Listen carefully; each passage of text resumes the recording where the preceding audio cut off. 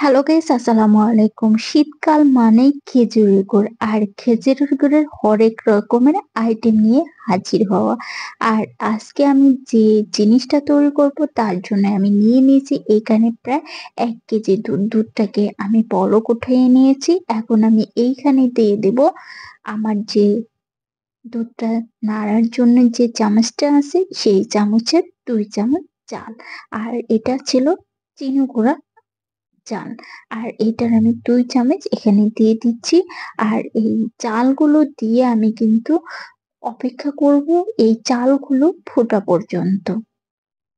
যেহেতু আমি পায়েস রান্না করব সেহেতু চালটা অবশ্যই ফুটতে হবে। আরেকটা গোপন টিপসটা বলে দেই।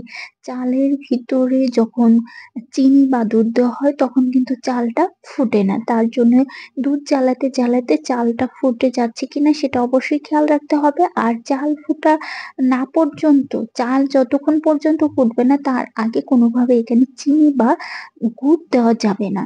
তাহলে দেখা যাবে চাল আর ফুটবে না। আর সেই সাথে আমি এখানে দিয়ে দিয়েছি এলাচ, দারচিনি, লবঙ্গ। আর দিয়ে দিয়েছি সামান্য একটু লবণ। যারা লবণ খেতে পছন্দ করেন না মিষ্টির ভিতরে তাহলে তারা দিবেন না। এভাবেই আমি অপেক্ষা করছি। আর এটিকে কিন্তু অনবরত নাড়তে হবে যেন নিচে লেগে না যায়। আর দেখতেই পারছেন আমার চালটা কিন্তু এখনো হয়নি। আমি এখনো এভাবে নেড়ে চেড়ে চালটা ফোটার জন্য অপেক্ষা করছি। এখানে প্রায় 70% আমার চালটা ফুটে গেছে। আর চাল ফুটা হয়ে গেলে আমি এখানে দিয়ে দিব মিষ্টান্ন। সামান্য কিছুক্ষণ অপেক্ষা করার পরে আমার চালটা কিন্তু এখন দেখা যাচ্ছে ফুটে গেছে।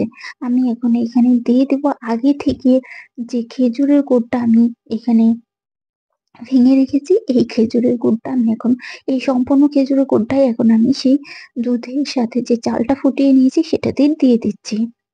দিয়ে আমি এই গুড়টা গলে যাওয়া পর্যন্ত অপেক্ষা করব।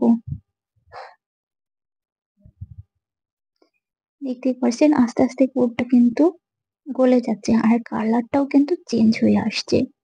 সত্যি কথা কি শীতকাল মানেই মায়ের হাতে পায়েস। আর মা যখন শীতকালে আগের দিন পায়েস রান্না করে রেখে দেয় পরের দিন সকালে খেতে ইয়ামি, ইয়ামি লাগে এই কথা বলে আর বোঝাতে পারব না আমি কাউকে। আমার কিন্তু এই দেখা যায় যে পায়েসটা হয়ে গেছে। এখন আমি বাটি করে নিব। বাটি করার অপেক্ষা।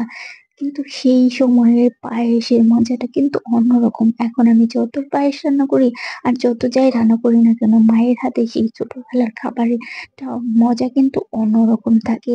বলেন গাইস আমি কি ফুল ফেলেছি? আর এরকম খিচুড়ি গুড়ের পায়েস খেতে কে, কে পছন্দ করেন?